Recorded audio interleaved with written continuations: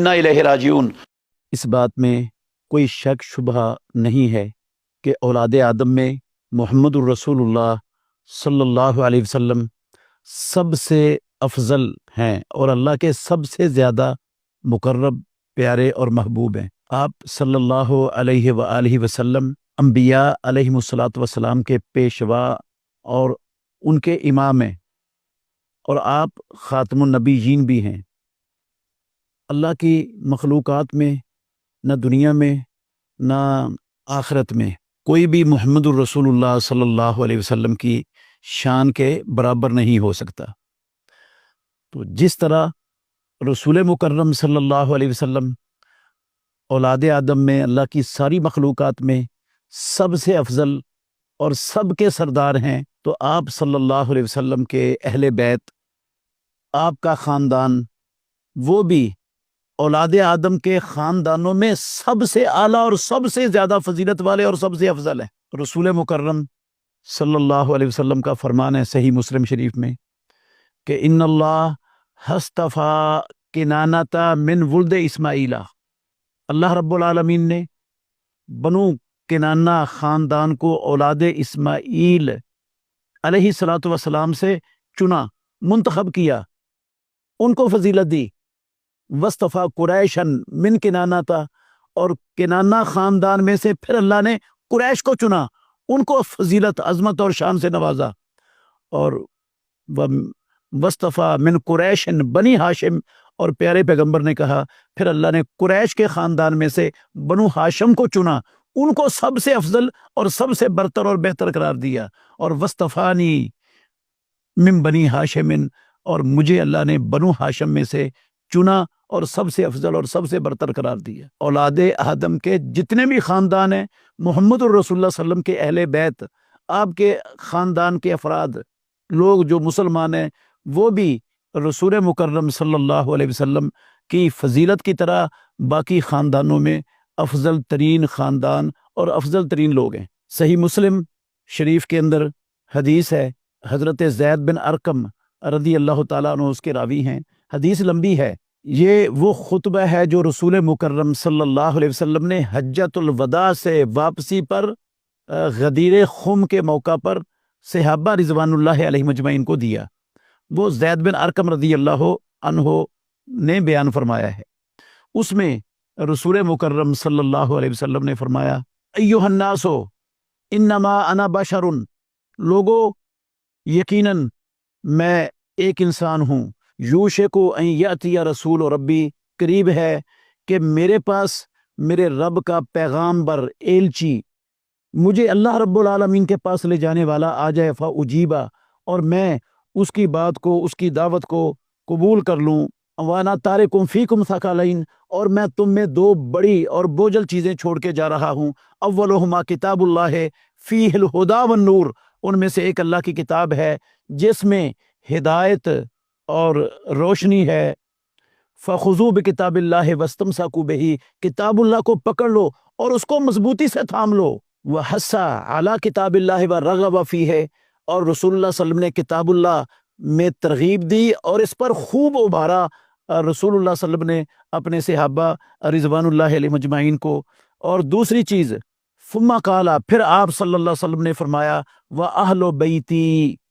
और मैं अपने अहले बैत भी तुम में छोड़ के जा रहा हूँ। उज़क्किरुकुमुल्लाह फ़ी अहले बैती, उज़क्किरुकुमुल्लाह फ़ी अहले बैती, उज़क्किरुकुमुल्लाह फ़ी अहले बैती, मैं तुम्हें अल्लाह की याद दिलाता हूँ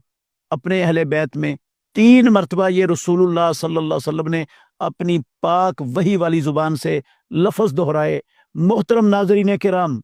आप अंदाज़ा लगा सकते हैं इससे कि मुहम्मदुर रसूलुल्लाह सल्लल्लाहु अलैहि वसल्लम के अहले बैत की अज़मत और शान कितनी बुलंद है। रसूल मुकर्रम सल्लल्लाहु अलैहि वसल्लम ने अपनी ज़ुबान से इन्हें किताबुल्लाह के साथ मिलाकर अहमियत, शान और मुकाम उम्मत के लिए, उम्मत के आगे वाज़े फरमा दी कि अल्लाह के नबी का इनको किताबुल्लाह के साथ सकलैन कहकर बयान करना, ये रसूलुल्लाह सल्लल्लाहु अलैहि वसल्लम के अहले बैत की अज़मत की बहुत बड़ी दलील है। ये हदीस मुस्नद इमाम अहमद के अंदर भी है, जिसमें लफ्ज़ हैं, रसूलुल्लाह सल्लल्लाहु अलैहि वसल्लम ने फरमाया, इन्नी तारिकुन फ़ीकुम सक़लैन, मैं तुम में دو بڑی اور بوجھل چیزیں چھوڑ کے جا رہا ہوں، احدہما اکبر من الآخر، ایک ان میں سے دوسری سے بڑی ہے، کتاب اللہ ہے و عطرتی، ایک اللہ کی کتاب ہے اور دوسری میری عطرت، میرے اہل بیت، میری ذریت اور میرا خاندان ہے۔ تو رسول مکرم صلی اللہ علیہ وسلم نے اپنے اہل بیت کو، اپنی عطرت کو کتاب اللہ کے ساتھ ملا کر بیان کیا اور کہا کہ میں دو چیزیں چھوڑ کے جا رہا ہوں، دونوں ایک دوسرے سے بڑے ہیں، اور جب تک تم ان دونوں سے ان کو پکڑے رکھو گے، ان کے ساتھ چلتے رہو گے تو تم ہدایت پر رہو گے، ان سے ہٹ گئے تو گمراہی تمہارا مقدر بن جائے گی۔ کتنی بڑی عظمت ہے رسول مکرم صلی اللہ علیہ وسلم کے اہل بیت کی، یہ ہر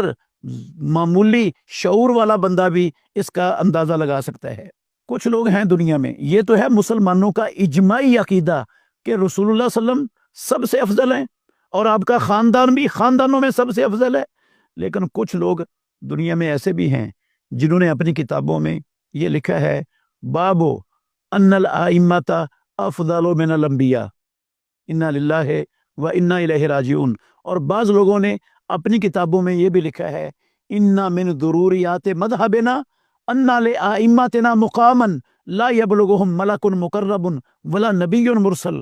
کہ ہمارے مذہب کی لازمی اور ضروری چیزوں میں سے ہے کہ ہمارے آئمہ کا وہ مقام ہے جس پر نہ کوئی مقرب فرشتہ پہنچ سکتا ہے اور نہ کوئی اللہ کا نبی اور رسول پہنچ سکتا ہے۔ تو یہ لوگ شاذ ہیں، ان باتوں کی کوئی حیثیت نہیں ہے، یہ لغو، لا یعنی اور بیہودہ باتیں ہیں۔ مسلمان ان باتوں سے برات کا اعلان کرتے ہیں۔ مسلمانوں کا اجماع ہے اس بات پر کہ اللہ کی مخلوقات میں سب سے افضل اللہ کے بعد محمد الرسول اللہ صلی اللہ علیہ وسلم ہے، اور آپ صلی اللہ علیہ وسلم کا خاندان، آپ کے اہل بیت، وہ دنیا میں خاندانوں سے اور دنیا کے اہل بیت میں سے سب سے افضل ہیں۔ اور اہل بیت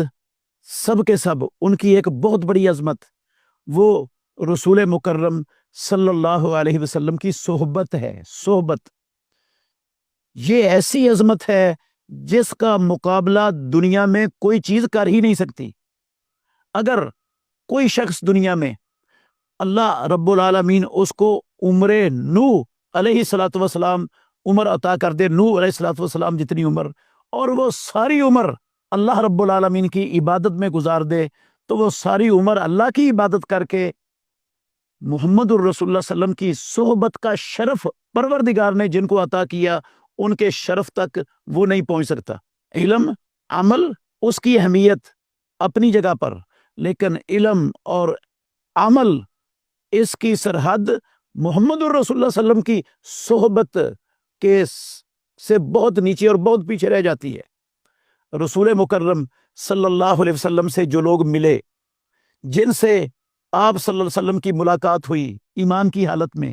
اور وہ ایمان کی حالت میں دنیا سے چلے گئے، انبیاء علیہم الصلوۃ والسلام کے بعد، یہ ہمارا ایمان ہے، انبیاء علیہم الصلوۃ والسلام کے بعد وہ اولاد آدم میں سب سے افضل ترین لوگ ہیں۔ ان میں اللہ کے نبی کے اہل بیت بھی آ گئے، اور پیارے پیغمبر محمد الرسول اللہ صلی اللہ علیہ وسلم کے سارے صحابہ بھی آ گئے، اور ادنا سے ادنا صحابی بھی آ گیا۔ اللہ اکبر! اللہ کے نبی کا ادنا سے ادنا صحابی بھی اس کے اندر آ گیا۔ ادنا سے ادنا صحابی کا مطلب ہے جس بندے نے محمد الرسول اللہ صلی اللہ علیہ وسلم سے ایک منٹ کے لیے، پوری زندگی میں صرف ایک منٹ کے لیے ملاقات کا اس کو موقع ملا، ایک منٹ کے لیے ملاقات کی، اسلام کی حالت میں تھا، آپ سے ملاقات ہو گئی، آپ کی نظر مبارک اس پر پڑ گئی، اور وہ اسلام کی حالت میں دنیا سے چلا گیا، یہ اولاد آدم میں انبیاء کے بعد سب سے افضل ہستی بن گئی۔ دنیا کے بڑے سے بڑے ولی، قطب، ابطال، غوث، سب جتنے بڑے ہیں سب مل کر اس ادنا صحابی کے درجے تک نہیں پہنچ سکتے، اور یہ شرف رسول اللہ صلی اللہ علیہ وسلم کے اہل بیت کو بھی اور پیارے پیغمبر کے تمام صحابہ کو ملا ہوا ہے، اور یہ شرف آسمانوں والے رب کی دین ہے۔ یہ شرف کسی کو کسی محنت سے، کوشش سے، کمائی سے اور کسب سے حاصل نہیں ہوتا، یہ پروردگار کی دین ہے، یہ ہر ایک کو نہیں ملتا۔ رسول مکرم صلی اللہ علیہ وسلم نے فرمایا ان اللہ اختارنی، مجھے اللہ رب العالمین نے ساری اولاد آدم میں سے سب سے زیادہ پسند کیا اور سب سے زیادہ درجہ دیا، واختار علی صحابا، اور میرے لیے اللہ رب العالمین نے خود صحابہ رضوان اللہ علیہم اجمعین کو پسند کیا اور اختیار کیا۔ تو ان کو چنا میرے لیے دنیا میں، اور ان میں سے میرے لیے وزراء بنائے، میرے مددگار بنائے، میرے رشتہ دار بنائے۔ رسول اللہ صلی اللہ علیہ وسلم کے اس حدیث میں لفظ ہیں فمن سبہم، جو ان کی تنقیص کرے، ان کے اوپر تبرہ کرے، ان کو برا بلا کہے، فعلیہم لعنت اللہ والملائکۃ والناس اجمعین، تو اس پر اللہ کی بھی لعنت، اللہ کے سارے فرشتوں کی بھی لعنت، تمام لوگوں کی بھی لعنت۔ لا یقبل منہ صرف ولا عدل، اس کی کوئی فرضی عبادت اور کوئی نفلی عبادت پروردگار قبول ہی نہیں کرے گا۔ اندازہ لگائیں محمد الرسول اللہ صلی اللہ علیہ وسلم کے اہل بیت، آپ کی دعوت پر لبیک کہنے والے آپ کے صحابہ، ان کی عظمت کا کہ جو ان کا بغض اپنے دل میں رکھتا ہے، ان پر تان کرتا ہے، ان کی تنقیص کرتا ہے، ان کی توہین کرتا ہے، ان پر زبان چڑھاتا ہے، زبان درازی کرتا ہے، ان کی لغزی بشری لغزشوں کو اٹھا کر جو ہے نا لوگوں کے اندر پھیلاتا ہے، تو رسول مکرم صلی اللہ علیہ وسلم ایسے لوگوں کے لیے کیا وعید سنا رہے ہیں کہ اللہ کی بھی لعنت، فرشتوں کی بھی لعنت اور تمام لوگوں کی بھی لعنت، اور اس کی فردی نفلی کوئی عبادت ہی قبول نہیں۔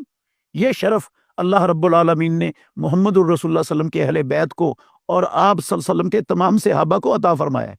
پھر غور کریں، یہ صحابہ اور آپ کے اہل بیت،